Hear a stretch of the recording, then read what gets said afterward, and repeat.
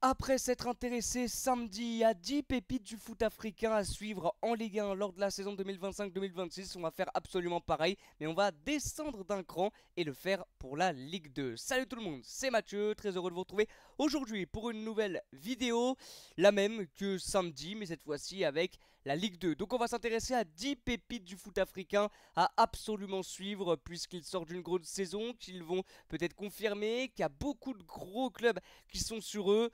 Bref, des joueurs qu'il faudra suivre puisqu'ils vont être médiatisés et ça ne m'étonnerait pas que dans 2-3 ans, ils jouent dans les meilleurs clubs en France ou pourquoi pas même en Europe. En tout cas, c'est des joueurs qui ont un potentiel assez énorme. Comme lors de la vidéo Ligue 1, il y a plus que 10 joueurs, donc n'hésitez pas à m'en proposer d'autres dans l'espace commentaire et on fera peut-être un épisode 2. On commence donc avec le premier joueur qui joue du côté de Clermont, c'est Ousmane Diop, le Sénégalais de 20 ans, l'ailier droit de Clermont, qui a réalisé 22 matchs cette année en Ligue 2 pour 2 buts. Il a été décisif, notamment lors du play-off pour rester en Ligue 2, puisque Clermont n'a pas connu une saison vraiment positive. Hein. Ça a été plutôt une saison galère pour les Clermontois.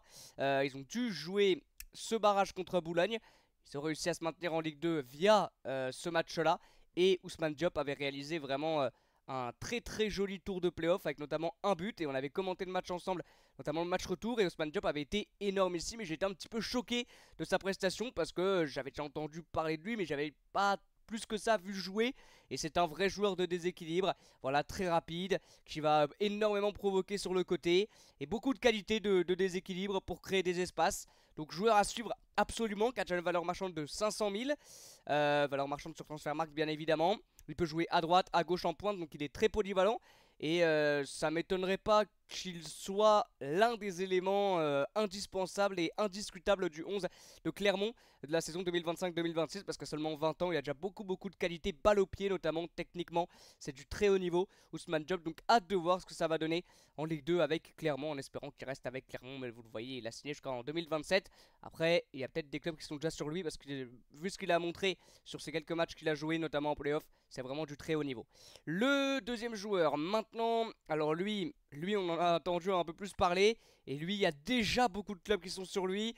Il y a malheureusement un monde où il reste pas en Ligue 2 et c'est le Marocain Guessim Yassine, 19 ans, on en parle énormément, une valeur marchande de 2 millions, saison pleine pour lui avec Dunkerque qui a réalisé sur le plan collectif une saison absolument exceptionnelle avec ce match de barrage contre Metz malheureusement perdu et sur le plan individuel Guessim Yassine a vraiment été un élément très important et en est pour beaucoup à cette grosse saison dunkerquoise. 29 matchs, 3 buts, une passe D, dont un énorme match contre le Paris Saint-Germain en Coupe de France où il a été un petit peu relevé aux yeux du grand public. Mais très très bon joueur, Guessim Yassine. Malheureusement pour la Ligue 2, on va dire, et pour Dunkerque, il y a énormément de clubs qui sont sur lui, dont le Fenerbahçe, l'Olympique de Marseille ou encore Wydad Casablanca. Donc ça va être dur pour Dunkerque de le garder. Mais s'ils arrivent à le garder, ça serait encore pour une saison maximum. Et ça serait la saison de la confirmation avec peut-être encore une meilleure saison. En tout cas, il a un potentiel très élevé, Guessim Yassine, sur ce qu'il a montré durant toute l'année avec cette équipe de Dunkerque. Révélation, bien sûr, hein, de Ligue 2 avec le SL Dunkerque. Le troisième joueur, lui aussi, il intéresse pas mal d'équipes en Ligue 1 ou ailleurs, des grosses équipes. C'est Zakaria Harris. Grosse valeur marchande aussi pour le latéral de Bastia qui a seulement 20 ans. Lui aussi, il est marocain. Lui aussi, il a connu une saison pleine avec Bastia, 29 matchs, 1 but, 3 passes décisifs.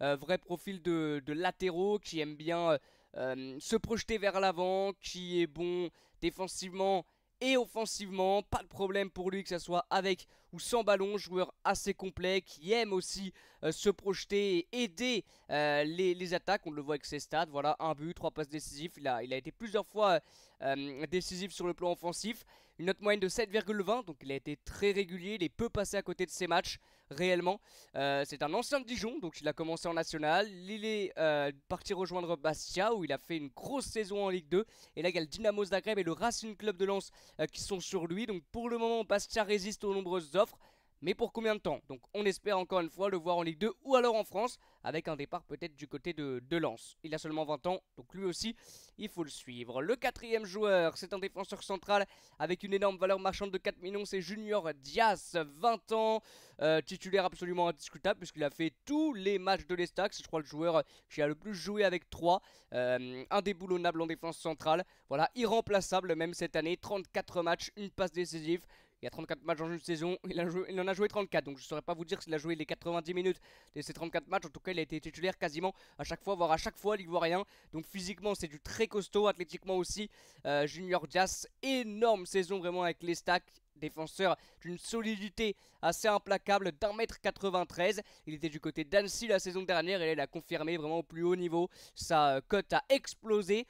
Et peut-être que vous en avez entendu parler parce que c'est lui l'auteur d'un sauvetage complètement fou sur sa ligne contre l'AC Ajaccio en match de championnat en Ligue 2. Ça a fait un petit peu le tour des réseaux. C'est un sauvetage de zinzin, vraiment. C'est lui, c'est Junior Diaz qui l'avait réalisé. Et voilà, ça a été un des joueurs les plus utilisés en Ligue 2, en tout cas le joueur de 3 le plus utilisé. Et quand tu es titulaire indiscutable comme ça, quand tu es irremplaçable, c'est bien évidemment que tu comptes beaucoup pour le club et que sans toi, bah, c'est pas la même chose. Il n'y a pas cette même sérénité défensive. On n'a pas vu ce que ça donnait un Estac sans Junior Diaz. Et je pense que c'était pas la même défensivement. Donc, joueur à suivre parce qu'il a seulement 20 ans.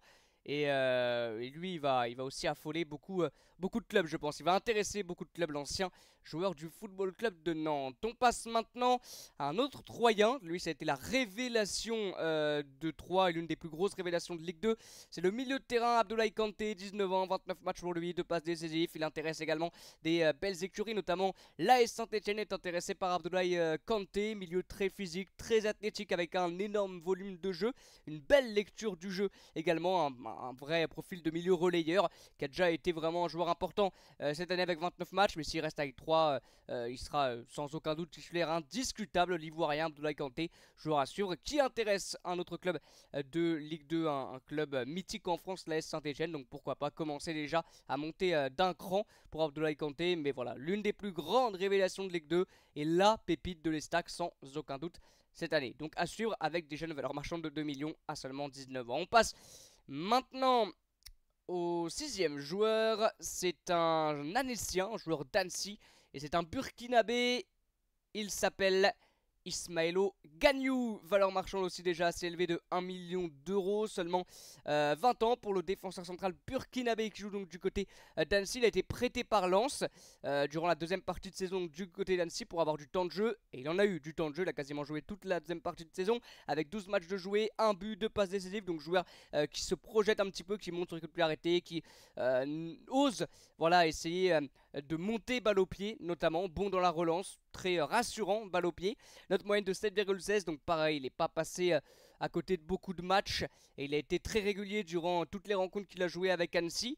Et à voir si Lens va essayer de lui faire confiance, en tout cas pour le début de saison, lui donner une chance en Ligue 1, ou alors est-ce qu'il va être de nouveau prêté, pourquoi pas Annecy pour une saison pleine. En tout cas, joueur à suivre absolument. Ensuite, on passe à un joueur qui était en Ligue 1 cette année, qui n'a pas beaucoup joué puisqu'il s'est blessé, mais qui est vraiment l'avenir du Stade de Reims s'il y reste. Il a 18 ans, c'est le jeune Ange Martial Tia, énorme face au FC Metz, alors que Reims a perdu et que dans l'absolu, Reims n'a pas fait un énorme match, mais lui, sur le plan individuel, a été très très bon lors du match retour du côté d'Auguste Delaune. Il a mis le but de l'ouverture du score. C'est un joueur, encore une fois, on va pas se répéter, mais de déséquilibre, donc avec tout ce qui va avec, toutes les qualités de joueur de couloir. Il a joué seulement 6 matchs parce qu'il avait été titulaire pour sa première lors de la 32e journée contre Nice, je crois. Malheureusement, il s'est blessé, donc il n'a pas beaucoup joué après. Mais voilà, c'est un joueur, vraiment on le voit, seulement 18 ans, déjà toutes les qualités qu'il a. Donc si on lui fait confiance, en plus en Ligue 2, il aura peut-être encore plus de temps de jeu. Peut-être que ça sera même un titulaire indiscutable du 11. Je pense qu'il peut exploser, qu'il peut devenir l'une des révélations de Ligue 2 de la saison prochaine, sans aucun doute. La 8ème pépite, elle aussi, elle intéresse des clubs en Ligue 1, notamment le Racing Club de Lens, qui est sur Arsène Kouassi, nouveau burkinabé, valeur marchande de 1,5 million, 23 matchs. cette année avec l'AC Ajaccio pour le latéral. 3 passes décisives, latéral donc qui se projette beaucoup, qui participe beaucoup aux offensives de son équipe et qui intéresse le Racing Club de Lens, qui a été régulier durant toute la saison, qui a seulement 20 ans, que j'espère encore voir en France, en Ligue 2 ou en Ligue 1, parce que c'est un joli joueur, un beau profil sur son côté gauche. Je crois que c'est un arrière gauche, si je dis pas de bêtises, avec une note moyenne de 7,05 sur une 23-24 matchs.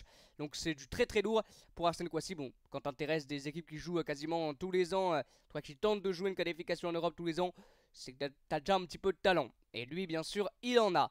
On passe maintenant à un autre joueur qui a malheureusement quitté la Ligue 1, qui retrouve donc la Ligue 2, qui a un petit peu joué sur les quelques matchs qu'il a joué. Il a fait de son mieux, il a vraiment été intéressant. C'est le Marocain Othman Mahama. Et je pense qu'avec la descente de Montpellier en Ligue 2, il y aura encore plus de temps de jeu pour le pur produit montpelliérain, qui a seulement 19 ans, qui a joué un tout petit peu en Ligue 1, 12 matchs, mais pas 12 matchs pleins, c'est des minutes par-ci par-là. Il a réussi un but et une passe D. Quand il jouait vraiment, c'était le moins pire attaquant montpelliérain cette année, j'ai envie de vous dire, alors qu'il n'a pas beaucoup joué. Déjà une valeur marchande de 600 000 euros. Je pense que ça peut même être le futur sur le poste d'attaquant du côté du Maroc dans les prochaines années. Il est encore très jeune, 19 ans, mais très hâte de voir ce que ça peut donner avec beaucoup plus de temps de jeu, beaucoup plus de confiance. Et en Ligue 2, bien évidemment qu'il la mérite, avec notamment Camara, l'ancien coach de la réserve du Paris Saint-Germain, donc qui peut aussi être amené plus facilement à faire confiance aux jeunes joueurs et aux jeunes talents, comme c'est le cas pour Othman Mahama. Donc très hâte de voir ce que ça va donner avec Montpellier. Je pense vraiment qu'il va avoir du temps de jeu. Et la 10e et dernière pépite, on retourne à Bastia. On avait parlé d'Aris, et là on va parler d'un Ivoirien qui s'appelle Christinao Oulaï. Il a 19 ans, il joue donc du côté de Bastia, 16 matchs cette année pour un but, valeur marchande de 600 000 euros, l'une des plus grosses pépites du Sporting Club de Bastia, révélation de l'année sur les quelques matchs qu'il a eu à jouer. Je pense qu'il aura encore plus de temps de jeu sur l'année qui arrive. Il avait commencé avec la réserve de Bastia, et puis il a fait quelques matchs, et puis il est devenu un gars habitué, pas du 11, mais de la feuille de match de Bastia. Et puis il a eu quelques temps de jeu par-ci par-là, et donc ça fait 16 matchs. Encore une fois, pas 16 matchs en tout, mais il a eu du temps de jeu. Et ce genre de joueurs-là qui ont commencé un petit peu à avoir du temps de jeu, à jouer, à avoir des stats, à être déjà un petit peu des joueurs importants, on va dire, dans la rotation, et vont le devenir encore plus lors de la saison 2025-2026. Et c'est pour ça que normalement on devrait en entendre encore plus parler.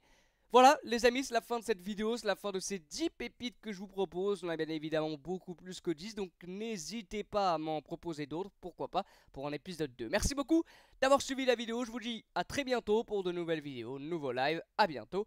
Et comme d'habitude, ciao.